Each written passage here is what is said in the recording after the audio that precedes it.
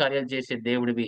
అలాగే నా ప్రభా నాయనా నా సుందరరావు బ్రదర్ గారిని మీరు నా ప్రభు నాయన బిడ్డ ద్వారా మీరు మాట్లాడిన మాటలను బట్టి మీకు స్తోత్రములయ్యా. నీ దాసుడు, నీ కుమారుడు, నీ సేవకుడు ప్రభువా. అయా నాయన ప్రభా తండ్రి బిడ్డని బలపరుస్తున్న విధానం కొరకు నీకు స్తుతి స్తోత్రములు చెల్లించుకుంటున్నా ప్రభు. అలాగే నీ వాక్యంలోకి వెళ్తుండగా ప్రభు నన్ను బలపరచండి, స్థిరపరచండి ప్రభా. నీ పరిశుద్ధాత్మతో నింపండి. అలాగే నా ప్రభు అందరినీ ప్రభా నాయన నీ ఆత్మ స్వరము వినే భాగ్యము మా అందరికి అనుగ్రహించుమని అయా మరొక్కసారి నీ వాక్కు స్వరము మాకు వినిపించమని తండ్రి నాయన వెలిగిన చెవులు గ్రహించగలిగిన మనస్సు కూడా మాకు దయచేయమని యేసుక్రీస్తు ప్రభు శక్తి గల నామంలో అడిగి వేడుకుంటున్నాం మా తండ్రి. ఆమేన్. ఆమేన్. హల్లెలూయా. హల్లెలూయా. ఒక్కసారి యెషయా గ్రంథము 61వ అధ్యాయము ఒక్కసారి 3వ వచనం చూడమ్మా. మన ప్రభువైన యేసుక్రీస్తు ఆయన ఈ లోకానికి వచ్చినప్పుడు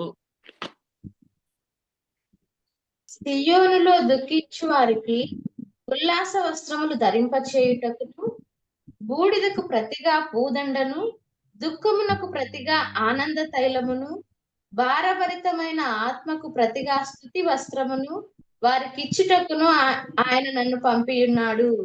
ఆమేన్. హల్లెలూయా. హల్లెలూయా. మనకి తెలుసు మన రక్షణ కొరకు పంపించాడని తెలుసు. ఆయన మన కొరకు చనిపోవడానికి ఆయన వచ్చాడు, రక్తం చిందించడానికి వచ్చాడు. ఆయన మనలందరినీ చీకటి నుంచి వెలుగులోకి నడిపించడానికి వచ్చాడని తెలుసు. కానీ ఇక్కడ కొన్ని విషయాలు దేవుడు ఆయన పంపించిన ఆయన క్రియ జరిగించడానికి వచ్చాడు.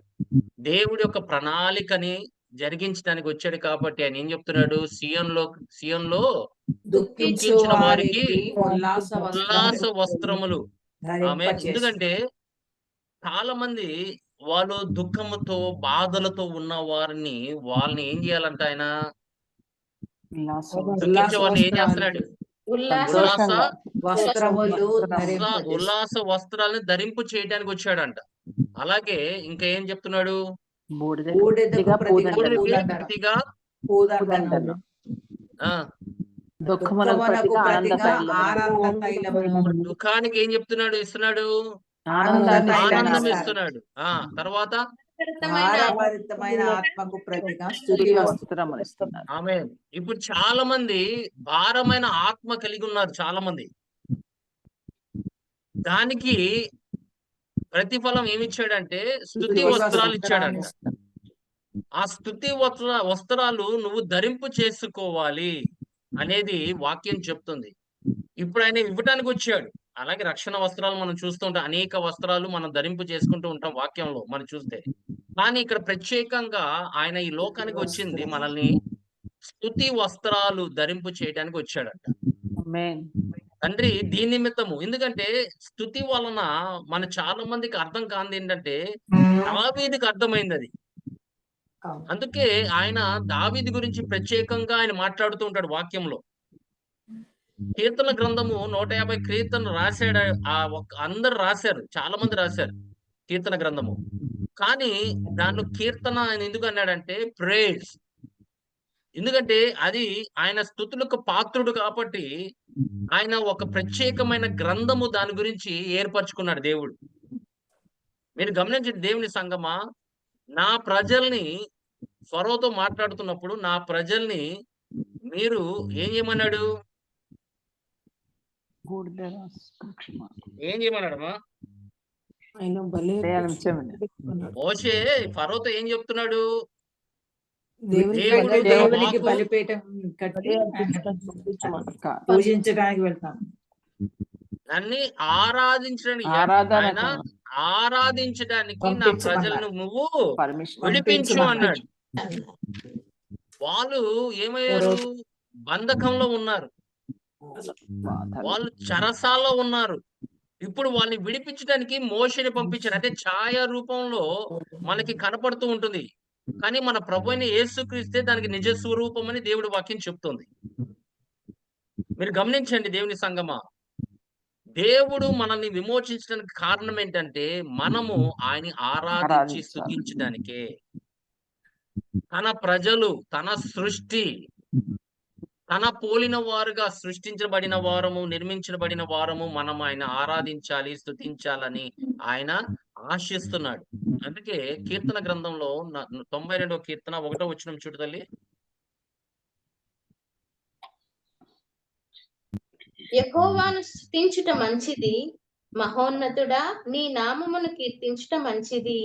ఆమేన్, హల్లెలూయా. హల్లెలూయా. యెహోవాను స్తుతించుట మంచిది, మహోన్నతుడా నీ నామముని కీర్తించుట మంచిది. మంచిది అంటున్నాడు. దేవుడి నామానికి మహిమ కలుగును గాక. ఎందుకంటే దేవుని సంగమా, అనేక మంది దుఃఖాలతో ఉన్నారు, కృంగిపోతూ ఉన్నారు, వాళ్ళు బాధలతో ఉన్నారు, వాళ్ళు ఎవరికి చెప్పుకోలేక వాళ్ళు దేవుడు వాళ్ళకి అవకాశం ఇస్తున్నాడు. వాళ్ళకి ఒక స్తుతి వస్త్రము ధరింపు చేయటానికి ఆయన సిద్ధంగా ఉన్నాడు. ఎందుకంటే ఈ చివరి దినాల్లో మీరు గమనించండి, అనేక ఆరాధనలు జరుగుతున్నాయి. నానా విధాలుగా అన్య దేవుళ్ళకి ఆరాధనలు, స్తుతులు జరుగుతూ ఉన్నాయి. ఇప్పుడు మీరు, నేను, మనము సజీవమైన దేవుడిని మనం ఆరాధిస్తున్నాం.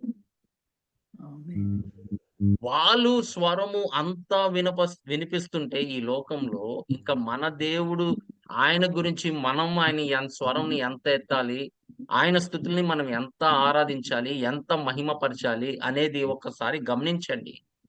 ఎందుకంటే దేవుని సంగమా, బైబిల్‌లో చెప్తుంది. ఆయన్ని స్తుతించటం వలన నీకు ఆనందము కలుగుతుంది. ఆమేన్. నీకు ఉల్లాసము కలుగుతుంది. ఆమేన్, హల్లెలూయా. దాని వలన నువ్వు దేన్నన్నా ఎదుర్కోగలవు. అందుకే నీకు శక్తి ఇస్తున్నాడు. స్తుతి వలన నీకు శక్తితో నింపుతున్నాడు. ఎందుకంటే నీ గృహము గాని, నీ సంఘము గాని ఆ యొక్క స్తుతుల మీద అది కట్టుబడి ఉంటే గనక, ఆరాధన మీద కట్టుబడి ఉంటే, వాక్యం మీద కట్టుబడి ఉంటే గనక, ఆయన అక్కడ ఏమవుతుందంటే అక్కడ వాతావరణం మారిపోతుంది. మీరు గమనించండి, ఎక్కడ నా నామంలో ఇద్దరు ముగ్గురు కూడుంటారో నేను అక్కడ ఉంటానని వాగ్దానం చేసిన దేవుడు, మీరు స్తుతించినప్పుడు ఆయన తన సింహాసనం అక్కడ ఏం చేస్తాడు? ఆయన స్థిరపరుస్తాడు. ఆయన నువ్వేం చేస్తున్నావంటే స్తుతి వలన అక్కడ ఒక వాతావరణం, ఆయన రావటానికి, ఆయన అక్కడికొచ్చి కార్యాలు చేయటానికి నువ్వేం చేస్తున్నావంటే ఒక వాతావరణాన్ని సృష్టిస్తున్నావు. ఎందుకంటే దేవుని సంగమా, నాకు ఎందుకు స్తుతి ఆరాధన మీద అంత ఇది ఉందంటే దేవుడి మీద, నేను ఒక దినాన్న ఒక ఉపవాస ప్రార్థనలో నేను ప్రార్థన చేస్తున్నా. ఒంటరిగా నేను ప్రార్థన చేస్తున్నా. నేను తప్ప ఇంకెవ్వరు లేరక్కడ. అప్పటికి ఇంకెవరు రాలేదు. నేను స్తుతిస్తూ ఉంటే, ఆరాధిస్తూ ఉంటే, నేను ఒక పాట పాడుతున్నా. కీర్తన గ్రంథము 32 అధ్యాయము 7, 8 వచనాలు. అది పాడుతూ ఉంటే ఇంగ్లీష్‌లో, అది కంటిన్యూ పాడుతానే ఉన్నాను. తర్వాత ఆపేసాను. ఇంక ప్రార్థనలోకెళ్ళాను. అప్పటికి అందరూ వచ్చారు. వచ్చిన వారు ఏం చెప్పారంటే, అక్కడ దేవుడి యొక్క ఒక దూతలు అదే పాట పాడతాము, స్వరాలు వింటున్నారన్నారు.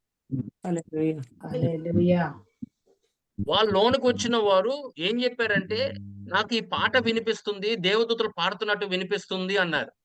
కాదమ్మా, ఇందాక నేను పాడాను. బహుశా నాతో కలిసి వాళ్ళు కూడా పాడుంటారు అని చెప్పి అన్నారు. ఎందుకంటే దేవుని సంగమా, ఎందుకు చెప్తున్నానంటే, ఎక్కడ మనం మన తండ్రి అయిన దేవుడు యేసుక్రీస్తు ప్రభు నామంలో మనం స్తుతిస్తామో, అక్కడ వాతావరణం మారిపోతుంది. అక్కడ దేవదూతలు రావడానికి అవకాశం ఉంటుంది. అక్కడ నువ్వు అవకాశం ఇస్తున్నావు. దేవుడు వచ్చి తన క్రియల్ని కార్యము చేయటానికి ఆయనకి ఒక అవకాశం ఇస్తున్నావు. అందుకే దేవుని సంగమా, స్తుతి ఆరాధన చివరి దినాల్లో ఇంకా పెరగాలి దేవుడికి. ఆయన రాకడ అతి సమీపంగా ఉంది. ఏ విధంగా మనం స్తుతిస్తున్నాము, ఏ విధంగా, ఎందుకంటే బైబిల్ చెప్తుంది ఆయన్ని స్తుతించాలని. మీరు 147 కీర్తనలు చూసినట్లయితే 1వ వచనంలో చూడండి ఏం చెప్తున్నాడు.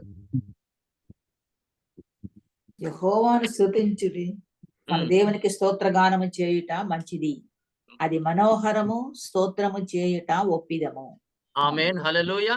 అది మంచిది అంటున్నాడు. దేవుని స్తుతించుట మంచిది, అది మనోహరము అంటున్నాడు.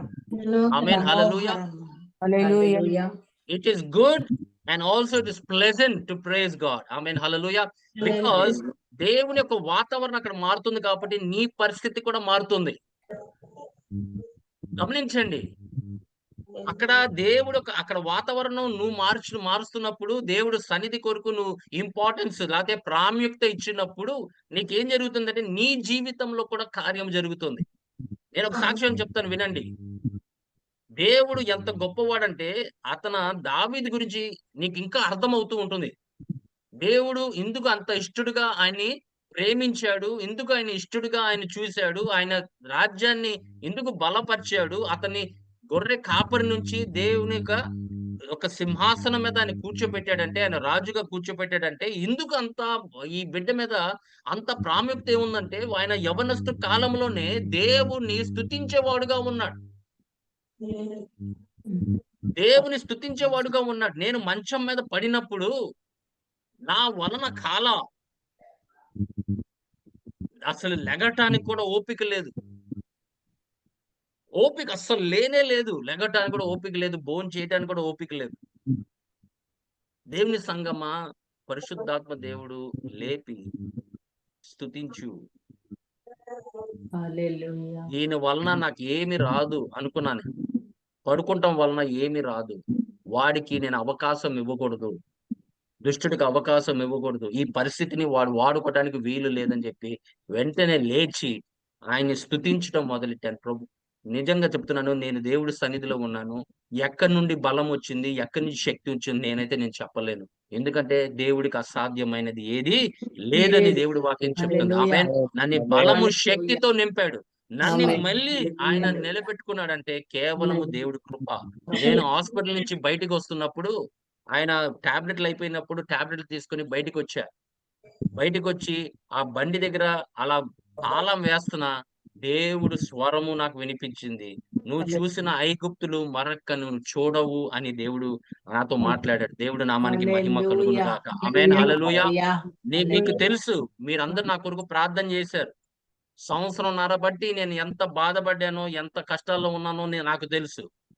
అసలు ఒళ్ళు కూడా సహకరించిన పనిలోనప్పుడు కూడా బ్రదర్ గారు, లేదు రిచీ నువ్వు వాక్యం చెప్పాల్సిందే. అదే నీకు బలము, అదే నీకు ఇది, అదే నీకు అని ఆయన ప్రోత్సహించేవారు. ఆయన లెగలేకపోయేవాడిని కొన్నిసార్లు. అయినా కూడా లెగిసి స్నానం చేసేటప్పుడు కూడా అసలు శక్తి లేదు. అక్కడ బాత్రూమ్‌లో పడిపోతానేమో అనుకునేవాడిని. అంత బలహీనత సమయంలో నేను దేవుని స్తుతిస్తూ మొదలెట్టంగానే మళ్ళీ దేవుడు ఆయన శక్తి బలముతో నన్ను నింపాడు. అందుకే దేవుని సంగమా, దేవుని స్తుతించుట మంచిది అంటున్నాడు. ఆమేన్. ఆమేన్. హల్లెలూయా. దేవుని స్తుతించుట మంచిది దేవునికి అంటున్నాడు. అది మన స్తోత్రగానం కొరకే. చేయుట ఆయనకి ఎంత ఘనత కలుగుతుందో, ఆయనకి ఎంత మహిమ కలుగుతుందో, నీకు అంత బలము కలుగుతుంది. ఎందుకంటే ఈ భూమి మీద నువ్వున్నావు. ఇంకా ఎదుర్కోవాల్సింది చాలా ఉన్నాయి. ఆమేన్. ఆమేన్. హల్లెలూయా. ఏది హల్లెలూయా. అడ్డుకొచ్చినా కూడా నీ స్తుతుల ద్వారా దాన్ని జయించాలి. హల్లెలూయా. ఆయన్ని మహిమపరుస్తూ. ఎందుకంటే నీ పరిస్థితిని చూసి నువ్వు కృంగిపోకూడదు. ఆ యొక్క పరిస్థితిని చూసి దేవుని మహిమపరచాలి. ఎందుకంటే నీ పరిస్థితి దేవుడి కన్నా గొప్పది కానే కాదు. ఆ కొండ నీ దేవుడి కన్నా గొప్పనే కాదు. ఆ పరిస్థితి ఆ యొక్క దేవుడి కన్నా గొప్పది కాదు.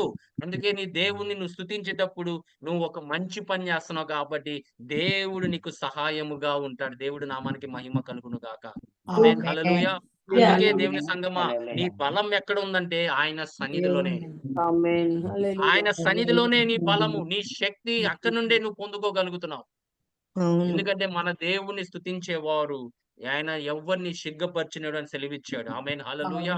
నీకు బలము, హల్లెలూయా. నీకు శక్తి ఇచ్చి నడిపించేవాడు. అందుకే ఆయన నీ స్తుతించుట మంచిది అంటున్నాడు. ఎంతో మనోహరము అంటున్నాడు. ఆమేన్. హల్లెలూయా. ప్రభు నామానికి మహిమ కలుగును గాక. అందుకే దేవుని సంగమా, మనం ఏం చేస్తున్నామంటే స్తుతి వలన నీకు ఆయన యొక్క సన్నిధిలోకి, ఆయన యొక్క అతి పరిశుద్ధ స్థలంలోకి ప్రవేశము. అది గుర్తుపెట్టుకోండి. నీ స్తుతుల వల్లనే ఆయన సన్నిధిలోకి వెళ్ళగలుగుతున్నావు. స్తుతి లేని వారు, ఆరాధన లేని వారు ఆళ్ళు బయట ఆవరణం వరకే వెళ్తారు. ప్రార్థన చేసి వెళ్ళిపోతారు కొంతమంది. వాళ్ళ ఆవరణం వరకే అనుభవం ఉంటుంది. తర్వాత పరిశుద్ధ స్థలంలో వెళ్ళాలి. అతి పరిశుద్ధ స్థలంలో మనకు వెళ్ళాలి. అట్టి వారికి ప్రవేశం ఉండదు. ఎందుకంటే నీ స్తుతుల మీద పాత్రుడై ఉన్నాడు దేవుడు. కీర్తన గ్రంథము 100వ కీర్తన చూడమ్మా 4వ వచనం. 100వ కీర్తన 4వ వచనం. అవును. కృతజ్ఞతార్పణలు చెల్లించుచు ఆయన గుమ్మములలో ప్రవేశించుడి, కీర్తనలు పాడుచు ఆయన ఆవరణములలో ప్రవేశించుడి, ఆయనను స్తుతించుడి, ఆయన నామమును గణపరచుడి. ఆమేన్. హల్లెలూయా. ఆయన మనము ఎక్కడి నుంచి స్తుతించు రావాలి? ఆవరణము ఆవరణములు ఆ ఆవరణంలో గుమ్మంలో నుండి గుమ్మములో మనము ఆయన నుంచి కీర్తిస్తూ స్తుతిస్తూ వస్తే స్తుతి ఆవరణలోకి వస్తే ఆవరణంలోకి వస్తావు. ప్రవేశిస్తాం. ఆవరణంలో దగ్గర నువ్వు ఆయన్ని కృతజ్ఞత స్థుతులు ఇంకా చెల్లిస్తూ ఉంటే కనుక ఆయన ఏం చేస్తాడంటే తన ఆత్మ ద్వారా నిన్ను లోనికి తీసుకువెళ్తాడు. ఆ హల్లెలూయా. అనుభవంలోకి వెళ్ళిపోవాలి. వెంటనే మనం కొన్నిసార్లు దేవుడి సన్నిధిలోకి ఆపేస్తాం. పెట్టడానికి కొన్ని కష్టంగా ఉంటుంది. స్తుతించడానికి కొంచెం కష్టంగా ఉంటుంది. కొంచెం భారంగా ఉంటుంది మనకి. కానీ అక్కడ స్తుతిస్తూ ఉంటే, ఆరాధిస్తూ ఉంటే ఆటోమేటిక్‌గా ఆయన ఏం చేస్తాడంటే నీ అతి పరిశుద్ధ స్థలంలో తీసుకెళ్ళటానికి ఆయన సిద్ధంగా ఉన్నాడు. ఆమేన్. హల్లెలూయా. హల్లెలూయా. దేవుని సంగమా, మనం అక్కడ ఆవరణంతోనే కాదు, గుమ్మముతోనే కాదు, మనం అతి పరిశుద్ధ స్థలంలో ఆయన సింహాసనం ముందు నిలిచే ఆ యోగ్యత నీకు, నాకు ఇస్తున్నాడు. హల్లెలూయా. అందుకే హల్లెలూయా. ధైర్యంగా రండి సింహాసనం దగ్గరికి. ధైర్యంగా రండి అనేది ఆయన సెలవిచ్చాడు పౌలు గారు హెబ్రీయులకు రాస్తూ. మనం ధైర్యం కలిగి మనం ఆయన లోనికి ఎళ్ళగలం. ఎందుకంటే మనం ఆయన్ని స్తుతించేవారుగా ఉన్నాము, ఆరాధించేవారుగా ఉన్నాము. ఆ అవకాశము నీకు ప్రవేశము ఉంటుంది. ఆయన సన్నిధిలోకెళ్ళే ప్రవేశము స్తుతి ద్వారానే, కృతజ్ఞత ద్వారానే. గమనించండి దేవుని సంగమా. అక్కడ మనము ఎళ్లి అప్పుడు మొరపెట్టుకోవచ్చు. అప్పుడు అక్కడికెళ్లి నీకు ఏది ఉన్నా కూడా ఆయన పాదాల దగ్గర పెట్టొచ్చు. ఆమేన్. నీ సమస్యలేంటి, నీ ఏవి ఉన్నా కూడా ఆయన పాదాల దగ్గర పెట్టడానికి అవకాశం ఉంటుంది. కానీ స్తుతించేవారుగా ఎప్పుడు నువ్వు ఉండాలి. ఉండాలి. హెబ్రీయులు రాసిన పత్రిక 10వ అధ్యాయము 19వ వచనం చూడమ్మా. 10:19 సహోదరులారా, యేసు మన కొరకు ప్రతిష్ఠించిన మార్గమున అనగా నూతనమైనదియు జీవము గలదియు ఆయన శరీరమును అను తెర ద్వారా ఏర్పరచబడినదియునైన మార్గమున ఆయన రక్తము వలన పరిశుద్ధ స్థలమునందు ప్రవేశించుటకు మనకు ధైర్యము కలిగి ఉన్నది గనుకను దేవుని ఇంటి పైన మనకు గొప్ప యాజకుడు ఉన్నాడు గనుకను అన్న కంటిన్యూ చేయమంటారా? చెయ్యం. మనస్సాక్షికి కల్మషము తోచకుండునట్లును ప్రోక్షించబడిన హృదయములు గలవారమును నిర్మలమైన ఉదకముతో స్నానము చేసి శరీరములు గలవారమునై ఉండి విశ్వాస విషయములో సంపూర్ణ నిశ్చయిత కలిగి యథార్థమైన హృదయముతో మనము దేవుని సన్నిధానమునకు చేరుదము. ఆమేన్. హల్లెలూయా. ఆమేన్. ప్రభు నామానికి మహిమ కలుగును గాక. నువ్వు పరిశుద్ధతనం ఎక్కడ కలుగుతుంది? నీకు కడగటం ఎక్కడ జరుగుతుందంటే ఆయన అతి పరిశుద్ధ స్థలం ఆవరణంలో లేదు. అది అతి పరిశుద్ధ స్థలంలో ఎళ్ళినప్పుడు ఇదివరకంటే పాత నిబంధనలో ఆవరణం వరకే వాళ్ళు ఎళ్ళగలిగారు. అంతే తప్ప వాళ్ళు అతి పరిశుద్ధ స్థలం గాని, పరిశుద్ధ స్థలంలో వెళ్ళటానికి వీలు లేదు. ఎందుకంటే యాజకులకి ఇచ్చారు. కానీ మనమైతే మన యాజకుడు మన ప్రభువైన యేసుక్రీస్తు కాబట్టి ఆ యేసుక్రీస్తు తెరను ఏం చేశాడు? తీసివేశాడని దేవుడి వాక్యం తీసివేశాడు. చెప్తుంది. ఆమేన్. హల్లెలూయా. ఇప్పుడు మనం ధైర్యముగా సింహాసనం ఎదుటకు కృపాసింహాసనం రమ్మంటున్నాడు. వద్దకు వెళ్తాం. అందుకే దేవుని సంగమా చాలా మంది పరిశుద్ధమైన సన్నిధి అనుభవించకపోవటము, ఆయన యొక్క దేవుడి యొక్క మనస్సు తెలుసుకోపోవటం కారణం ఏంటంటే, వాళ్ళు గుమ్మం దగ్గర ఆగిపోయారు. కొంతమంది గుమ్మం దగ్గరే, కొంతమంది ఆవరణం వరకే అనుభవం కలిగి ఉన్నారు. కానీ మనమైతే అట్టి వారు కాదు. దేవుడు మనం పిలిచింది ఆయన ఆరాధించడానికి, స్తుతించడానికి. ఆయన వాక్యము, ఆయన సత్యము ఎక్కడ ఉందంటే పరిశుద్ధ స్థలంలో ఉంది. ఆమేన్. పరిశుద్ధాత్మ సహవాసము ఆయన పరిశుద్ధ స్థలంలో ఉంది. స్తుతి, ఆరాధన, జ్ఞానము అక్కడే పరిశుద్ధ స్థలంలోనే ఉంది. ఆమేన్. హల్లెలూయా. మీరు గమనించండి. అక్కడ ఏమున్నాయి 3? స్తుతి, ఆరాధన. కాదమ్మా. ఇప్పుడు పరిశుద్ధ స్థలంలో 3 పెట్టాడు. ఆవరణము, ఏం గురించి పెట్టాడు? గురించిన పరిశుద్ధ కర్ర, స్థలం, పరిశుద్ధ స్థలం, దీపస్తంభము, తమకపు బల్ల, ధూపవేదిక, ధూపవేదిక, ధూప వేదిక ఒకటి. అది మళ్ళా రొట్టె, తెరకి ఎదురుంగా ఉంటుంది. రైట్ సైడ్ ఏమో తమకు. రొట్టె, దీపము, రొట్టె, బల్ల ఉంటుంది. ఎడం చిగురించిన పక్క అహరోను కర్ర. దీపవృక్షము, కాదమ్మా. 3 ఉంటాయి. మన్నా 3 పాత్ర. ఉంటాయి. ఒకటి దీపస్తంభము. పరిశుద్ధ స్థలములో అది పరిశుద్ధాత్మకి సాదృశ్యము. రైట్ సైడ్ ఏముంటుందంటే రొట్టె, రొట్టె, బల్ల. బల్ల. దానికి ఎదురుంగా తెరకి ఎదురుంగా ఏముంటుంది? ధూపవేదిక, ధూపవేదిక ఉంటుంది. ఆమేన్. హల్లెలూయా. అక్కడ హల్లెలూయా. వరకు చాలా మంది ఇంకా రాలేదు.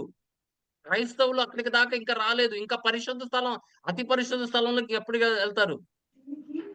అక్కడ తెర తీసబడిందన్నాడు. ఈ పరిశుద్ధాత్మ అభిషేకము, తర్వాత వాక్యము కలిగిన వాడు, అలాగే స్తుతి ఆరాధన కలిగిన వారు అతి బల్ల, పరిశుద్ధ స్థలంలోకి వెళ్ళగలరు. అది గుర్తుపెట్టుకోండి ఎప్పుడన్నా. నీ స్తుతి ఆరాధన వలనే నువ్వు లోనకి వెళ్ళగలుగుతున్నావు. ఆమేన్. హల్లెలూయా. ఎందుకంటే ఆ యొక్క ధూప వేదిక నీ ప్రార్థనకి సాదృశ్యము, స్తుతి, ఆరాధన, విజ్ఞాపనకి సాదృశ్యము. ఆమేన్. హల్లెలూయా. అందుకే హల్లెలూయా. 4, 5 రకాలుగా వాళ్ళు ద్రవ్యములు వాడారు. ఆ సాంబ్రాణికి చేయడానికి వాళ్ళు కొన్ని ద్రవ్యాలు వాడారు. ఆటిలో మనకి సాదృశ్యంగా కనపడుతూ ఉంటాయి. స్తుతి, ఆరాధన, కృతజ్ఞత, ప్రార్థన వలన నువ్వు దేవుడి యొక్క సన్నిధిలోకి వెళ్ళగలుగుతున్నావు. చేరుతున్నాను. ఆమేన్. హల్లెలూయా. అందుకే దేవుని సంగమా, మనము కూడా మనము అక్కడ ఆవరణంతోనే కాదు, గుమ్మముల దగ్గర ఆగడం కాదు. మనం పరిశుద్ధ స్థలంలోకెళ్ళి, ఆ అనుభవం పొందుకొని, మనం అతి పరిశుద్ధ స్థలంలోకెళ్ళేవారుగా మనం ఉండాలి. ఆమేన్. హల్లెలూయా. చాలా మంది అక్కడ ఆగిపోతున్నారు. కానీ నువ్వు దేవుని స్తుతించండి ఒకసారి. దేవుడి హల్లెలూయా. యొక్క మహిమను చూస్తావు నువ్వు. అవును కాదు. హల్లెలూయా. జరగబోయే సంగతులు దేవుడు నీకు తెలియపరుస్తూ ఉంటాడు. ఎందుకంటే హల్లెలూయా. దేవుడు సన్నిధిలో ఏమైనా హల్లెలూయా దేవుడికి ఇష్టడు ఎవడంటే ఆయన్ని స్తుతించేవాడు, ఆరాధించేవాడు, వాక్య ప్రకారంగా జీవించేవాడే. అందుకే దేవుని సంగమా దావీదు గురించి అంత రాయటానికి కారణం ఏంటంటే, దావీదుని అంత హెచ్చటానికి కారణం ఏంటే, దేవుడు హృదయము కలిగిన వాడు. దేవుడికి ఏది ఇష్టమో ఆయనకి ఎరిగున్నాడు. దేవుడికి వలన ఏది మహిమ అనేది ఆయన తెలుసుకున్నాడు. ఆయన స్తుతించేవాడు, ఆరాధించేవాడు కాబట్టి దేవుడు ఆయన గురించి రాస్తూ ఆమోస్ గ్రంథము 9వ అధ్యాయము 11వ వచనంలో చూడమ్మా. అలాగే అపోస్తుల కార్యము 15వ అధ్యాయము 16వ వచనము కూడా కొత్త నిబంధనలో రాయబడి ఉంది. ఆమోసు 9:11. అవును తల్లి. పడిపోయిన దావీదు గుడారమును ఆ దినమున నేను లేవనెత్తి దాని గోడను బాగు చేసి దాని పోయిన చోట్లను బాగు చేసి ఏదోము శేషమును నా నామము ధరించిన అన్యజనులందరినీ నా జనులు స్వతంత్రించుకొనున్నట్లును పూర్వపు రీతిగా దానిని మరలా కట్టుదును. ఇలాగ ఆమేన్. నేను మళ్ళా కట్టేదను అన్నాడు. ఎందుకంటే దేవుని సంగమా దావీదు ఓబేదెం ఇంట్లో మందసం ఉన్నప్పుడు ఆయన తీసుకురావడానికి కొంచెం ఇబ్బంది కలిగింది. ఎందుకంటే ఉజ్జియా దాన్ని ముట్టి చనిపోయాడు కాబట్టి ఒక 3 నెలల వరకు ఏం చేశాడంటే ఓబేదెం ఇంట్లో ఇంట్లో ఉంచాడు. ఆ ఇంట్లో ఉంచి దేవుడు ఓబేదెంని దీవించాడని చెప్పాడు. ఆ మాట విని ఆయన ఏం చేశాడంటే మళ్ళీ తిరిగి గ్రంథాలని చదివి ఆ యాజకుల్ని పిలిచి లేదు లేదు మనం చేస్తుంది తప్పు. మనం తీసుకురావటం ఆ మందసం తీసుకురావటం విధానము తప్పు. అందుకే మనము ఇలాగా మనం అనుభవిస్తున్నామని చెప్పి వెంటనే యాజకుల్ని పిలిచి లేఖనములు మళ్ళీ తిరిగి ఆళ్ళు చదివినప్పుడు అప్పుడు వాళ్ళకి అర్థమైంది. సజీవులే ఆయన్ని మోయాలి. ఆ యొక్క మందసము సజీవులు కలిగిన వారే వాళ్ళు మోయాలి.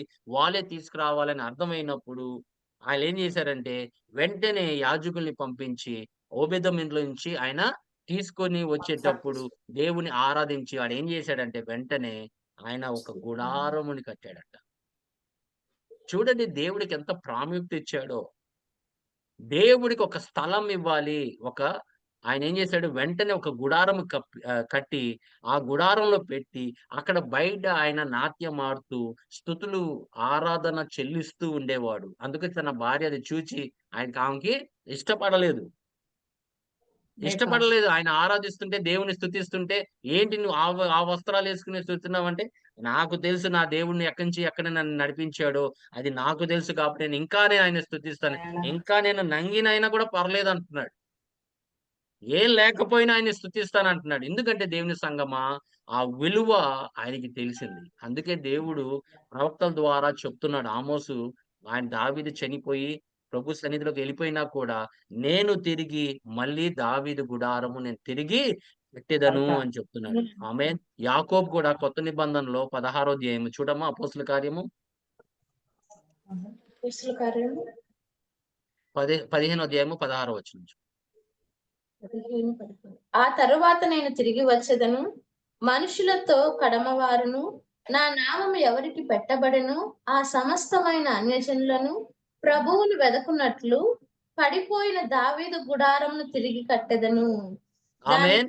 ఇప్పుడు ఆమేన్. ఆ కట్టెతము ఎక్కడ కడుతున్నాడంటే దేవుని యొక్క సంఘంలోనే, ఈ నూతన సంఘంలో ఆయన పరిశుద్ధమైన రక్తంతో కడగబడిన వారు ద్వారా మళ్ళీ తిరిగి ఆ యొక్క స్తుతి ఆరాధన ఆయనకి తిరిగి వచ్చిందంట.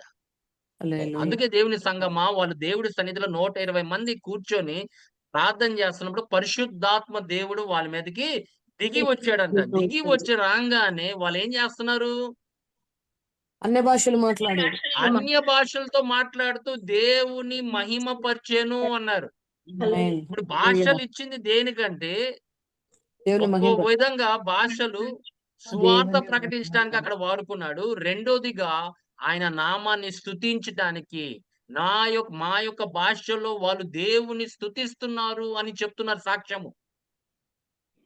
మీరు గమనించండి.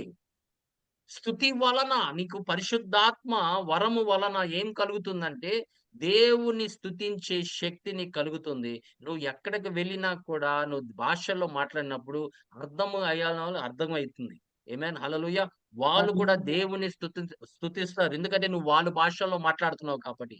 మనుషుల భాషల్లో మాట్లాడుతున్నావు కాబట్టి వాళ్ళు కూడా అవును ఇది నా భాషే అని వాళ్ళు గుర్తించారంట. కానీ ఆ గుర్తించటంలో ఏం చేస్తున్నారంట వాళ్ళు? వాళ్ళ యొక్క భాషల్లో దేవుని మహిమ పరుస్తున్నారంట.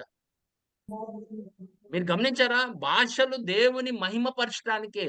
ఆమేన్. భాషలు ఆమేన్. ఆయన ఇచ్చింది నీకు ఆయనతో డైరెక్ట్ కాంటాక్ట్ లో ఉండడానికి. ఎందుకంటే భాషల్లో మాట్లాడేవాడు మనుషులతో కాదు దేవుడితో మాట్లాడుతున్నాడని దేవుడి వాక్యం చెప్తుంది. ఆమేన్. నీకు డైరెక్ట్ కాంటాక్ట్ నీకు ఇచ్చాడు భాషల ద్వారా. దేవుని సంగమా నువ్వు భాషల్లో ఆయన్ని స్తుతిస్తూ ఉంటే, ఆరాధిస్తూ ఉంటే, నువ్వు దేవుడికి డైరెక్ట్ గా ఆత్మ ద్వారా నీవు దేవుడితో మాట్లాడుతున్నావని దేవుడి వాక్యం చెప్తుంది. అందుకే దేవుడు వెంటనే నీకు ఒక ప్రవచన వరము, లేకపోతే ఒక ప్రవచన నీకు ఇస్తున్నాడు. ఆమేన్. హల్లెలూయా. ఎందుకంటే నువ్వు దేవుడితో మాట్లాడుతున్నావు కాబట్టి వెంటనే నీకు వాక్యం ద్వారా ఆయన నీతో మాట్లాడుతున్నాడు. ఆ వాక్యము నువ్వు ప్రకటించేవాడుగా ఉండాలని ఆయన ఇష్టపడుతున్నాడు. గమనించండి. ఎందుకంటే కీర్తన గ్రంథంలో రాయబడి ఉంది 22:3లో ఆయన యొక్క సింహాసనము తన ప్రజల ద్వారా ఆయన కోరుచున్నాడు. అందుకే ఇజ్రాయెల్ ప్రజలు స్తుతుల మీద ఆసీనుడైన ఉన్నాడని దేవుడి వాక్యం చెప్తుంది. దేవుని స్తుతి ఎక్కడ ఉంటుందో దేవుడు అక్కడ నివాసము ఉంటుంది.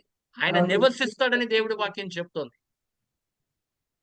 మీరు గమనించండి. మీ గృహము స్తుతి ఆరాధనగా మార్చబడుతుందా? ఒక ఆలయముగా మార్చబడుతుందా అనేది అడగండి ఒకసారి. నీ జీవితాన్ని పరీక్షించుకోండి. ఎందుకంటే దేవుడి స్తుతి ఎక్కడ ఉంటుందో దేవుడి దూతలు కూడా అక్కడికి వస్తాయి. అక్కడ దేవుడు అద్భుత కార్యాలు చేస్తాడు. మహత్ కార్యాలు చేస్తాడు. గొప్ప కార్యాలు చేస్తాడు. నీ పరిస్థితిని ఆయన మార్చేస్తాడు. అందుకే దేవుని సంగమా మనము స్తుతించేవారుగా మనం ఉండాలి. ఆమేన్. హల్లెలూయా. స్తుతించేవారుగా మనం ఉండాలి. మన మహిమ కలిగిన దేవుని స్తుతించేవారుగా ఉండాలి. నీ ఎదురుగా ఏముందో నాకు అనవసరం. ఏం నిలబడుందో మనకు అనవసరం. మన స్తుతి ద్వారా అది తొలగిపోవాలి. దేవుని అక్కడ మహిమపరచాలి. ఆ సమస్యని కాదు నువ్వు మహిమపరచాల్సింది. ఆ సమస్య గురించి నువ్వు మాట్లాడకూడదు. ఆ కొండ గురించి నువ్వు మాట్లాడకూడదు. ఆ కొండతో నువ్వు మాట్లాడాలి. నీ దేవుడు గొప్పవాడని. అందుకే దేవుని సంగమా వాళ్ళు ఎదుర్కొన్న సమస్యల్ని వాళ్ళ స్తుతి ఆరాధన ద్వారానే వాళ్ళు సాధించగలరు. ఆమేన్. హల్లెలూయా. అందుకే దేవుని సంగమా ఆత్మ భారము కొరకు ఆయన ఏం చేశాడు? పరిష్కారం ఇచ్చాడు. ఆత్మ భారము కలిగిన వారు దుఃఖంతో ఉన్న వారిని వాళ్ళకు ఉల్లాస వస్త్రములు అలాగే స్తుతి వస్త్రాలు ధరింపు చేశాడంట. చూసారా? దానికి పరిష్కారం అదే. నీ మనసులో భారం ఉంది. నీ మనసులో చాలా వేదన ఉంది. అప్పుడు నువ్వు వెంటనే ఏం చేయాలంటే ఆయన నామాన్ని స్తుతించడం మొదలెట్టు. ఆయన నామాన్ని మహిమపరచడము నీ పని. మిగతాది ఆయనే చూసుకుంటాడు. నీ సమస్యలు ఆయనే చూసుకుంటాడు. ఆమేన్. నీ సమస్యలకి పరిష్కారం ఆయనే చూసుకుంటాడు. నీ బిడ్డల సంగతి ఆయనే చూసుకుంటాడు. నువ్వు ఏం చేయాల్సిన అవసరం లేదు. ఆయన్ని నువ్వు స్తుతించు, ఆయన ఆరాధించు. ఈ చివరి దినాల్లో నీకు శక్తి కావాలన్నా, బలము కావాలన్నా, ఏం కావాలన్నా, పరిశుద్ధాత్మ దేవుడు కావాలన్నా నువ్వు ఆయన స్తుతించు. అందుకే దేవుని సంగమా అపోస్తుల కార్యం 10వ అధ్యాయము 46వ వచనంలో చూడండి ఒకసారి. 10:46. అవును తల్లి.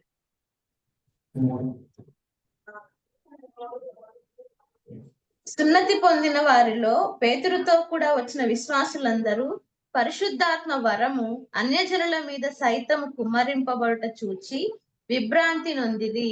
ఎలయనగా వారు భాషలతో మాట్లాడుచు దేవుని గణపరచుచుండగా వినిరి. ఆమేన్. చూసారా, భాషలు మాట్లాడటం వలన దేవుని ఏం చేస్తున్నారంట వాళ్ళు తెలియక గణపరుస్తున్నారు అని దేవుడు వాక్యం చెప్తుంది. వాళ్ళు వాక్యంని విశ్వసించారు. వాళ్ళు ఇంకా బాప్తిజం కూడా పొందలేదు. అక్కడ సున్నతి కలిగిన వారు అంటే పేతురుతో వచ్చిన వారు సున్నతి కలిగిన వారు అంటే యూదులని. అక్కడ యూదులు వాళ్ళకి ఇది సాక్ష్యంగా ఉంది. అదేంటి మా మీద ఉన్న ఆత్మని వాళ్ళ మీద కూడా కుమ్మరించాడు అంటే దేవుడికి భేదాలు లేవు అని వాళ్ళకి అర్థమైంది. పేతురుకి అర్థమైంది. ఎందుకంటే పేతురుని కొర్నేలి ఇంటికి పంపిద్దామంటే లేదు లేదు ప్రభువా, నేను అలాంటి వాటిని జోలికి వెళ్ళను అని చెప్తున్నాడు. ఎందుకంటే అన్యుల జోలికి అన్యులు జోలికి వాళ్ళు వెళ్ళేవారు కాదు. వాళ్ళతో మాట్లాడేవారు కాదు. కానీ ప్రభు అంటున్నాడు, నేను దేన్ని శుద్ధీకరించానో నువ్వు దాన్ని అపవిత్రం అని చెప్పకూడదు అంటున్నాడు. దేవుని సంగమా, వాళ్ళ మీద కూడా దేవుడు ఆత్మని కుమ్మరించాడు. ఈ సున్నతి కలిగిన వారు అది విని వీళ్ళు దేవుని మహిమ పరుస్తున్నారు అని చెప్పారంట. చూసారా దేవుని సంగమా, మనము దేవుడు ఆత్మ ఇచ్చిందే ఆయన స్తుతించడానికి. దేవునికి ఆత్మ ఇచ్చిందే ఆయన మహిమపరచడానికి. నీ బలము వల్ల కాంది దేవుడు ఆత్మ వల్ల. అందుకోసమే ఏమేన్ శక్తి చేత బలము చేత కాదు అన్నాడు, నా ఆత్మ ద్వారా అన్నాడు.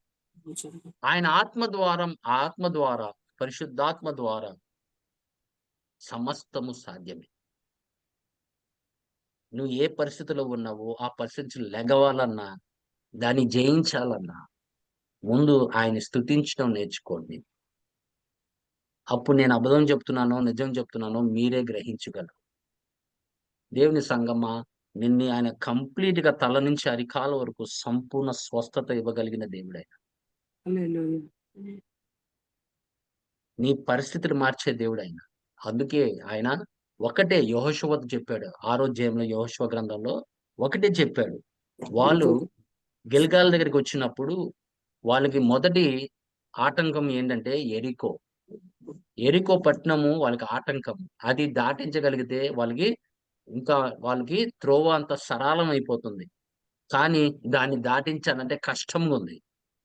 అందుకే దేవుడు అన్నాడు, మొదటి దినాన్న మీరు గోడల చుట్టూ మీరు తిరగండి అన్నాడు ఒక్కసారి. కానీ 7వ దినాన్న 7 మార్లు మీరు తిరగండి అన్నాడు. కానీ తిరిగేటప్పుడు మటుకు ఒకడు చెప్పాడు, దేవుడు నామాన్ని మహిమపరచు స్తుతించన్నాడు. దేవుని సంగమా, ఆ స్తుతుల వలన దేవుడి నామాన్ని మహిమపరచడం వలనే ఆ గోడలు కదిలింపబడి అవి కిందకి పడిపోయినాయని దేవుడు వాక్యం చెప్తుంది. దేవుడు వాళ్ళకి మార్గంని సరళం చేశాడు. దేవుడు ఒక భూకంపంతో చేయవచ్చు కదా,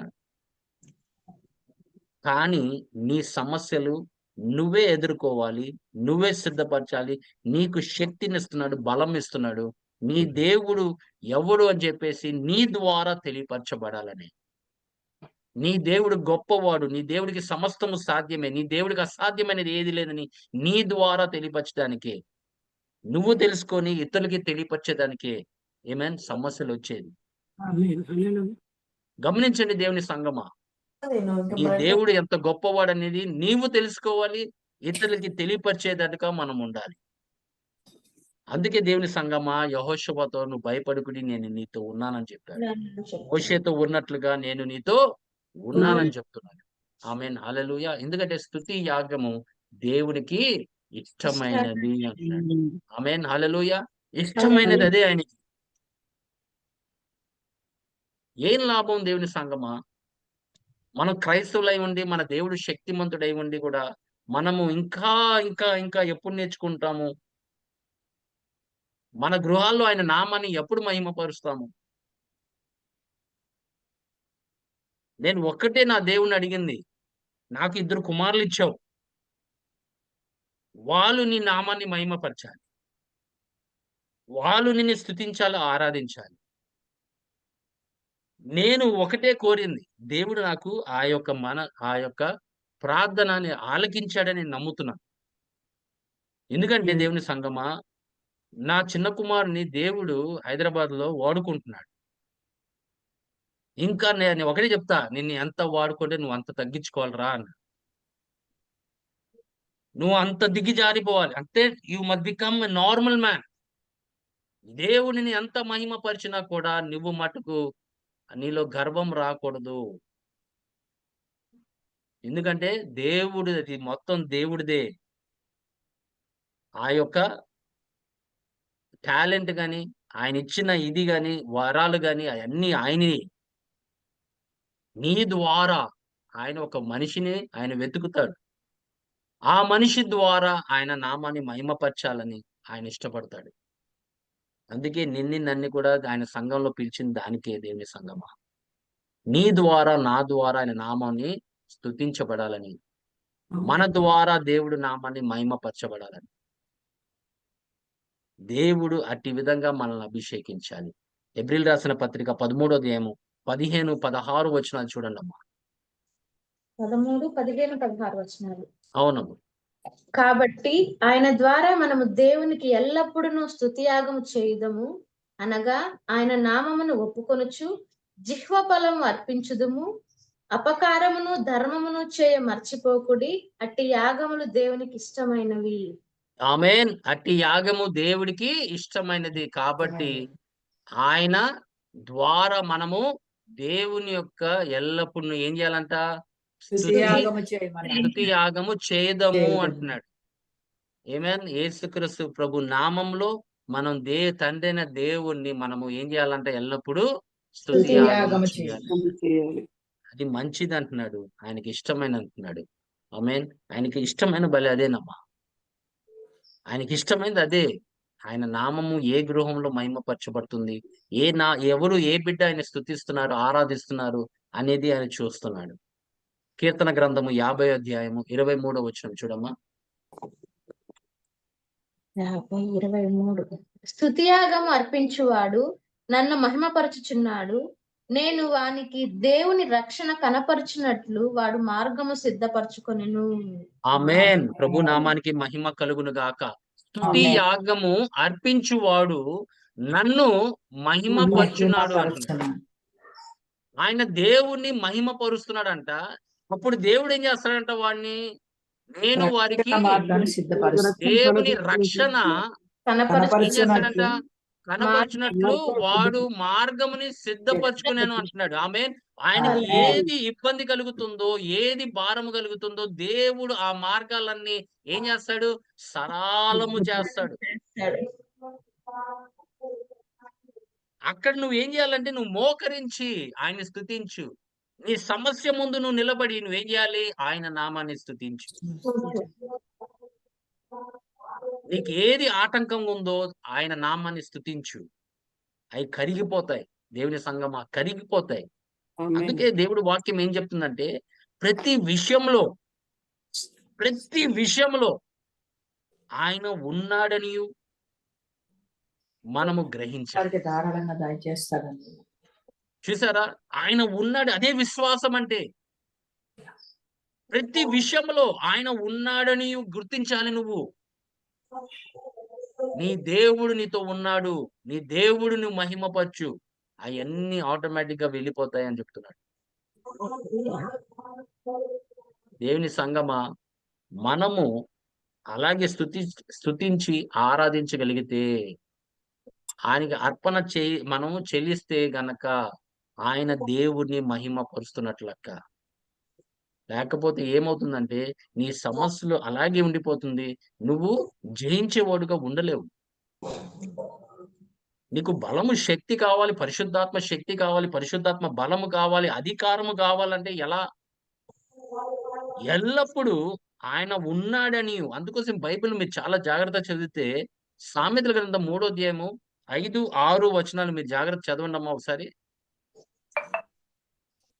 3, 5, 6 వచనాలండి. అవును తల్లి.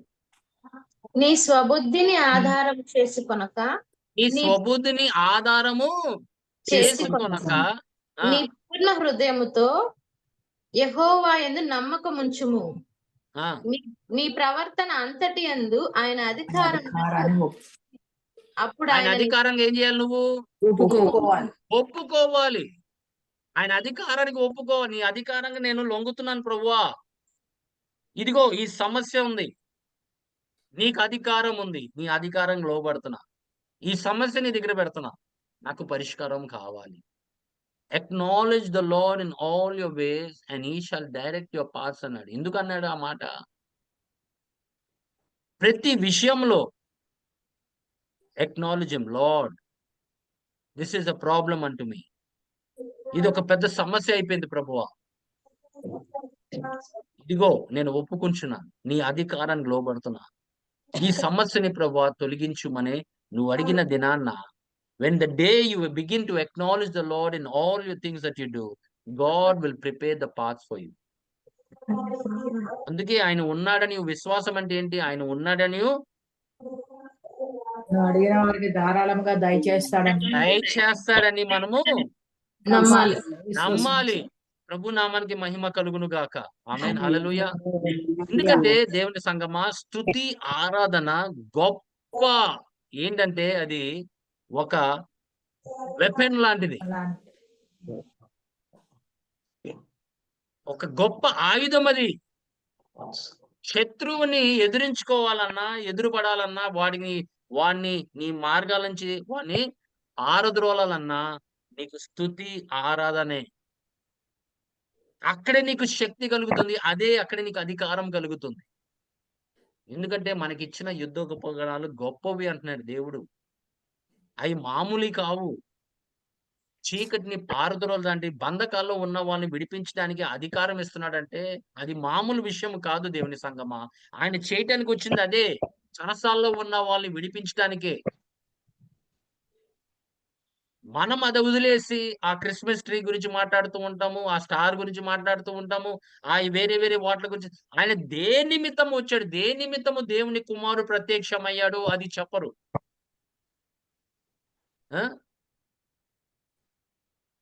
దేవుని సంగమా, ఆయన కావాల్సింది ఎక్కడ దేవుడు మన ప్రభుని యేసుక్రీస్తు తన జన్మదినం గురించి ఎక్కడ జ్ఞాపకం చేసుకోమని చెప్పలా. కానీ రొట్టె విరిచేటప్పుడు ఆ రక్త పాత్ర ఆయన ఎత్తుకున్నప్పుడు నన్ను జ్ఞాపకము చేసుకొనుడి అన్నాడు. ఎందుకంటే దీని నిమిత్తమే ఆయన లోకానికి వచ్చాడు. దీని నిమిత్తమే దేవుని కుమారుడు ప్రత్యక్షమైన సాతాను క్రియల్ని లయపరచుటకై దేవుని కుమారుడు ప్రత్యక్షమై ఈ నిమిత్తమే అంటున్నాడు, పాపముని తీసివేయుటకై, తండ్రితో మళ్ళీ సమాధాన పరచుటకై. అది వదిలేసి మనము వేరే వాటి మీద చూడు ఎంత కుయుక్తి గలవాడో వాడు, వేరే వాటి మీద ధ్యాస పెట్టాడు. కానీ క్రైస్తవుల్ని దేని నిమిత్తం వచ్చాడో దాని నిమిత్తము దాని ధ్యానము చేయడానికి వాడు ఇష్టపడడు. ఎందుకంటే దాంట్లో వాడు ఏం చేస్తాడంటే, వాళ్ళు గనక దేవుడు దేని నిమిత్తం వచ్చాడు వాళ్ళు గనక గ్రహిస్తే, ఆ సత్యాన్ని వాళ్ళు తెలుసుకొని వాళ్ళు గ్రహిస్తే గనక వాళ్ళు స్వతంత్రులుగా ఉంటారని వాళ్ళకి తెలుసు. కానీ అప్పటి వరకు వాడి చేతి కింద బంధకాల్ని బంధం చేసి వాళ్ళని గుడ్డివారుగా చేశాడని దేవుడి వాక్యం చెప్తుంది. ఆ గుడితనాన్ని ఆయన తీసివేయడానికే మన ప్రభువైన యేసుక్రీస్తు వచ్చాడు. ఆమేన్, హల్లెలూయా. ఆ మహిమ కలిగిన సువార్త మన మీద ప్రకాశింపు చేయడానికే ఆయన వచ్చాడు. ఆ వెలుగు ద్వారా మనకి అనేక చీకట్లో ఉన్న వాటికి కనపడుతున్నాయి. మనకి సమస్తం కనపడుతుంది. వాడు ఎన్ని అబద్ధాలు ఆడాడో, మనల్ని ఎంత ట్రెడిషన్ లో పెట్టేశాడు. ఆయన మనల్ని స్వతంత్రంలో నడిపించకుండా మనల్ని ఏం చేశాడంటే గుడ్డి వాళ్ళని చేశాడు. దేవుని సంగమా, మనము ఆయన కుయుక్తి మనము ఎరిగేవారుగా ఉండాలి. సమస్తమును ఎరిగేవారుగా ఉండాలి దేవుని సంగమా. లేకపోతే శత్రువును జయించలేవు. నువ్వు శత్రువుని జయించాలంటే నీ స్తుతి, నీ ఆరాధన వలనే. అందుకే యెహోషాఫాతు దినాల్లో కూడా దేవుడు భయపడకుడి అన్నాడు. యుద్ధము యెహోవాదే, నేను మీకు విజయం ఇస్తాను. కానీ మీరు ఒక్కటే చేయాల్సింది, యుద్ధ భూమిలోకి వెళ్ళినప్పుడు ఆయన ఒక సూత్రం ఇచ్చాడు, ఆయన్ని స్తుతించుమన్నాడు. యుద్ధ భూమిలోకి నువ్వేం చేయాలంటే ఆయన్ని స్తుతించాలి, ఆరాధించాలి. ఏం జరిగిందో మీకు తెలుసు, అక్కడి నుండి ఏం జరిగిందో మీకు తెలుసు. ముందు యెహోషాఫాతు భయపడ్డాడు, కానీ ప్రవక్తని పంపించి ఆయన ధైర్యపరిచాడు. నువ్వు చేయాల్సింది ఒకటే రాజు, నీ ప్రజల్ని ఈ విధంగా నువ్వు నడిపించు. యుద్ధ భూమిలోకి వెళ్ళినప్పుడు వాళ్ళు బూర ఊదినప్పుడు దేవుని స్తుతించండి. ఆ బూర ధ్వని వాళ్ళు శత్రువులు విని వాళ్ళు ఏమైపోతారంటే వాళ్ళు కొట్టుకొని వాళ్ళు చనిపోయారు. వాళ్ళు కొట్టుకొని చనిపోయారు. శత్రువులందరినీ నశింపు చేశాడు దేవుడు. నిర్మూలం అయిపోయారు. దేవుడికి అసాధ్యం ఏదైనా ఉందా? ఏమీ లేదు. నువ్వు చేయాల్సిన పని నువ్వు చెయ్యి. మిగతాది నీ కుటుంబం సంగతి ఆయనకు వదిలేయ్. నీ భర్త సంగతి ఆయనకు వదిలేయ్. నీ భార్య సంగతి ఆయనకు వదిలేయ్. ఆయన చూసుకుంటాడు. నువ్వు యథార్థంగా ఉండు ఆయన ముందు. ఆయన్ని మహిమపరచు. సమస్యల గురించి మాట్లాడతావేంటి? ఇంకా సమస్యల గురించి మాట్లాడి దాన్ని నువ్వు మహిమపరచడం ఏంటి? అది తప్పు. నీ దేవుడు అన్నిటికన్నా గొప్పవాడు. ఇంగ్లీష్ లో ఒక మాట ఉంటుందమ్మా, the heavens cannot contain him అంటాడు. ఈ యొక్క భూమి మహాకాశములు కూడా ఆయన పట్టజాలవు అంటున్నాడు. అంత గొప్ప దేవుడు. అంత గొప్ప దేవుడమ్మా నీ దేవుడు. ఆ సమస్యల్ని నువ్వు ఎంత హెచ్చిస్తావు అంటే ఎలా ఉంటుందంటే నీ దేవుడి కన్నా గొప్పగా నువ్వు దాన్ని ప్రకటిస్తూ ఉంటావు. నీ సమస్యల్ని గాని, నీ ఒక బాధలు గాని వాటిని నువ్వు హెచ్చిస్తూ ఉంటే నీ నోట్లో ఏముంది? ఆ స్థుతులు ఎక్కడ ఉంటాయి చెప్పండి మీకు? అందుకే దేవుని సంగమా, స్తుతించేవారు దేవుడు సమీపంగా ఉంటాడు. హల్లెలూయా. వాళ్ళకి అతి సమీపంగా ఉంటాడు. వాళ్ళ సమస్యల్ని ఎరిగి ఆయన నిన్ను జయించేవారుగా ఉంటాడు. ఆమేన్, హల్లెలూయా. అందుకే స్తుతి must become a life style. Praise should become a life style. అది ఒక జీవన శైలిగా మార్చబడాలి. హబక్కూకు గ్రంథం 3వ అధ్యాయము 17, 18 వచనాలు చూడు తల్లి.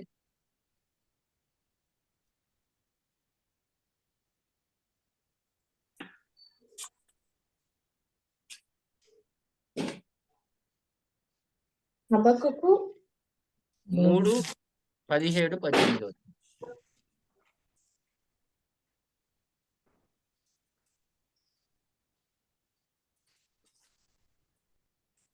అంజూరపు చెట్టు పూయకుండానట్లు, ద్రాక్ష చెట్టు ఫలింపకపోయినను, ఒలివ చెట్లు కాపులేక ఉండినను, చేనిలోని పైరు పంటకు రాకపోయినను, గొర్రెలు దొడ్డిలో లేకపోయినను, సాలలో పశువులు లేకపోయినను, నేను యెహోవా యందు ఆనందించెదను. నా రక్షణకర్త అయిన నా దేవుని యందు నేను సంతోషించెదను. ప్రభువుకు యెహోవాయే నాకు బలము. ఆయన నా కాళ్ళను లేడి కాళ్ళ వలె చేయును. ఉన్నత స్థలముల మీద ఆయన నన్ను నడవచేయును. ఆమేన్. ఆమేన్, హల్లెలూయా. హల్లెలూయా. మీరు గమనించారా దేవుని సంగమా? అది ఒక నిర్ణయము. ఒక వ్యక్తి తీసుకున్న నిర్ణయము. ఒక ప్రవక్త తీసుకునే నిర్ణయము. అంజరపు చెట్టు పూయకొని పోయినను అది పోయిపోయినా పర్లేదు. ద్రాక్షరసం దాని ఫలం ఇచ్చినా పర్వాలేదు. ఒలీవ చెట్లు కాపు లేకపోయినా పర్వాలేదు. నువ్వు ఆయన పరిస్థితి ఏదైనా కూడా పర్వాలేదు అంటున్నాడు. నేను మటుకు ఒక నిర్ణయానికి వచ్చాను. నేను ఆయన యందు ఆనందిస్తాను అంటున్నాడు. ఆయన యందు ఆనందిస్తాను అంటున్నాడు. ఇప్పుడు నువ్వు ఏ పరిస్థితిలో ఉన్నావు చెప్పండి? నీకు నీ దేవుడికే తెలుసు. నీ హృదయ వాంఛలు గాని, నీ యొక్క బాధలు గాని, నీ కన్నీరు గాని ఆయనే చూచేవాడు కాబట్టి ఆయనకే తెలుసు. కానీ నీ నిర్ణయం ఏంటి? నువ్వు దాన్ని బట్టి నువ్వు మాట్లాడతావా? నీ దేవుని యందు సంతోషిస్తావా అనేది నీ నిర్ణయం. అది నీ చేతిలో ఉంది. ఆ సమస్యని మహిమపరచాలా? నా దేవుని మహిమపరచాలా? ఆయన తీసుకునే నిర్ణయం ఇదే దేవుని సంగమా. అప్పుడు నీకు ఏ సమస్య ఉన్నా కూడా దేవుడు నీకు శక్తి బలమునిస్తాడు. అందుకోసం కొత్త నిబంధనలో ఆయన రాస్తుంది ఏంటంటే సంఘంతో చెప్తున్న మాట, కొలస్సీయులకు రాసిన పత్రిక 3వ అధ్యాయము 16వ వచనము. కొలస్సీ 3:16 సంగీతములతోనూ కీర్తనలతోనూ ఆత్మ సంబంధమైన పద్యములతోనూ ఒకనికి ఒకడు బోధించుచు బుద్ధి చెప్పుచు కృపాసహితముగా మీ హృదయములలో దేవుని గూర్చి గానము చేయుచు సమస్త విధములైన జ్ఞానముతో క్రీస్తు వాక్యము మీలో సమృద్ధిగా నివసింపనీయుడి. ఆమేన్, హల్లెలూయా. ప్రభు నామానికి మహిమ కలుగును గాక. సంగీతములతోనూ కీర్తనలతోనూ కీర్తనలతోను ఆత్మ సంబంధమైన పద్యములతోనూ ఒకరినొకరు ఏం చేయాలంట? బోధించుచు బోధించు బుద్ధి చెప్పుచు బుద్ధి చెప్పుకొని కృపా కృపా సహితముగా సహితముగా మీ హృదయములో దేవుని గురించి గూర్చి గానము చేయొచ్చు అంటున్నాడు. ఆమేన్, హల్లెలూయా. ఆయన హల్లెలూయా. దేవుడి సన్నిధిలో ఆయన్ని మహిమపరచాలంటే నువ్వు ఆయన్ని స్తుతించాలి. ఆయన కీర్తనల గ్రంథం రాసి ఉన్నాడు. ఆ కీర్తనలు తీసుకొని మీరు పాడుచూ ఉండాలి. ఎందుకంటే ఆ కీర్తన గ్రంథము ఒక గొప్ప ఎగ్జాంపుల్ అది. వాళ్ళు పడిన కష్టాల నుండి దేవుడు ఎలా విమోచించాడు, వాళ్ళు ఎదుర్కొన్న సమస్యల నుంచి దేవుని ఎలా కీర్తించారు, ఏది జరిగినా కూడా ఒక నిర్ణయం వాళ్ళు తీసుకుంది ఏంటంటే, నా దేవుని యందు నేను విశ్వసిస్తాను, నా దేవుని యందు నేను వేచి ఉంటాను, ఆయన కొరకు నేను కనిపెడుతూ ఉంటానని వాళ్ళు రాశారు. అది మనం తీసుకొని ఒక ఉదాహరణగా మనం తీసుకొని మనము కూడా దేవుణ్ణి స్తుతించే వారుగా ఉండాలి. ఆ పాటలు ఎలా ఉండాలంటే ఆయన వాక్య ప్రకారంగానే ఉండాలి. ఆ వాక్యంలో ఆయన ఎలా స్తుతించారు, ఎలా ఆరాధించారు, ఆయన ఎలా మహిమపరిచారు, ఆ లేఖనంలో మనము కూడా ఆ పాటలు అదే విధంగా ఉండాలి గాని, పాటలు ఎప్పుడు నీ గురించి, నా గురించి ఉండకూడదు. నీ సమస్య గురించి ఉండకూడదు. ఆ పాటలన్నీ ఆయన్ని మహిమపరచాలి. ఆయన ఎంత గొప్పవాడో ఆ పాటలో వివరించి ఆయనకి చెప్తూ ఉండాలి. అదేనమ్మా కీర్తన అంటే. ఆయనకి వివరించటమే మన పని. ఆయన ఎంత గొప్ప దేవుడు, ఆయన ఎంత మహిమ కలిగిన దేవుడు, ఆయనకి సమస్తము సాధ్యమని వాళ్ళు పాటలు పాడుతూ వాళ్ళు రాసిన గ్రంథాలు మనం ఇప్పుడు ఏం చేయాలంటే కొత్త నిబంధనలో ఆ కీర్తనలు మనం తీసుకొని మనం పాడుతూ ఉండాలంట. అదే ఎఫెసీయులు రాసిన పత్రిక అదే సంఘంతో వేరే సంఘంతో చెప్తున్నాడు ఇప్పుడు మన పౌలు గారు. చదవమ్మా. ఎఫెసీయులు రాసిన పత్రిక 19:20. మరియు మద్యముతో మత్తులై ఉండుకుడి, దానిలో దుర్వ్యాపారము కలదు. అయితే ఆత్మపూర్లై ఉండుడి, ఒకరినొకడు కీర్తనలతోనూ సంగీతములతోనూ ఇప్పుడు ఆత్మ ఆత్మ సంబంధమైన పూర్ణంగా ఉండాలంటే నువ్వు ఈ పని చేయాలి. ఏం చేయాలి? ఆత్మ ఒకరినొకడు సంబంధమైన ఆత్మ సంబంధమైన పాటలతోనూ ఆ, హెచ్చరించుచు మీ ఆ. హృదయములలో ప్రభువును గూర్చి పాడుచు కీర్తించుచు మన ప్రభు అయిన యేసుక్రీస్తు పేరిట సమస్తమును గూర్చి తండ్రి అయిన దేవునికి ఎల్లప్పుడూ కృతజ్ఞతాస్తుతులు చెల్లించుచు క్రీస్తునందలి భయముతో ఒకరినొకడు లోబడి ఉండుడి. ఆమేన్. ఆమేన్. ప్రభు నామానికి మహిమ కలుగును గాక. నువ్వు ఆత్మ ఆమేన్. సంబంధంగా ఎదగాలన్నా నువ్వు ఏం చేయాలి? ఆత్మ సంబంధమైన పాటలు పాడుతూ ఆయన హెచ్చి ఆయన మహిమపరచాలంట. నీ హృదయంలో ఏం చేయాలంట? ప్రభువు గురించి పాడుచు. పాడుతూ ఎందుకంటే దేవుని సంగమా, స్తుతి ఆరాధన నీకు విజయము. స్తుతి ఆరాధన వలన నీ బలము. ఎందుకంటే దేవుడి సన్నిధిలో ఏముందంట? కీర్తనకారుడు చెప్పాడు 16:11 ప్రకారంగా. మొన్న సంతోష్ బ్రదర్ కూడా శనివారం పూట అదే చెప్పాడు. చూడమ్మా ఏం చెప్పాడు? జీవ మార్గమును నీవు నాకు తెలియచేసేదవు, నాకు తెలియజేసేదవు, నీ సన్నిధిని సంపూర్ణ సంతోషము కలదు, నీ కుడి చేతికి నిత్యం సుఖములు కలవు. ఇప్పుడు నీ ఆమేన్. సంతోషం ఎక్కడ ఉందంట? ఆయన సన్నిధిలో నీ డబ్బు మీద ఉందా? నీ లేదు, పరిస్థితుల మీద ఉందా? నీ లేదు, హోదా మీద ఉందా? నీ లేదు. సంతోషము ఆయన సన్నిధిలో ఉన్నది అంటున్నాడు. హల్లెలూయా. హల్లెలూయా. అక్కడ మన సంతోషం, అసలైన సంతోషము, ఆనందము అక్కడ ఉంటుంది మనకి. లోక వాటి మీద ఉందంటే అది చాలా తప్పు. ఆయన సన్నిధిలో మన సంతోషం ఉంది. అక్కడే మన బలం ఉంది. అక్కడే మనకి శక్తి లభిస్తుంది. అక్కడే మనకి పరిశుద్ధాత్మ అభిషేకం ఆయన ఇస్తున్నాడు. ఆయన సన్నిధిలో నువ్వు మోకరించి, స్తుతించి, ఆరాధిస్తూ ఉంటే అక్కడే నీ అభిషేకము. ఆమేన్, హల్లెలూయా. చివరిగా మనం చూసినట్లయితే కీర్తన గ్రంథము 145 కీర్తన 1వ వచనం చూడు తల్లి. టైం అయిపోయింది. 45. రాజైన నా దేవా, నిన్ను గణపరచెదను, నీ నామమును నిత్యము సన్నుతించెదను. ఆమేన్. ఎల్లప్పుడు అనుదినము గుర్తుపెట్టుకోండి. నేను ఎల్లప్పుడు. స్తుతించెదను, నిత్యము నీ నామమును స్తుతించు. నిత్యము అంటే ఎప్పుడు, ఎల్లప్పుడు ఆయన నామాన్ని మనము స్తుతించాలి. నువ్వు ఏ పరిస్థితిలో ఉన్నావో ఆ పరిస్థితులన్నీ పక్కన పెట్టి ఆయనకి మహిమ చెల్లించండి. నీ పరిస్థితులన్నీ ఆయన మొత్తం మార్చేస్తాడు. హల్లెలూయా.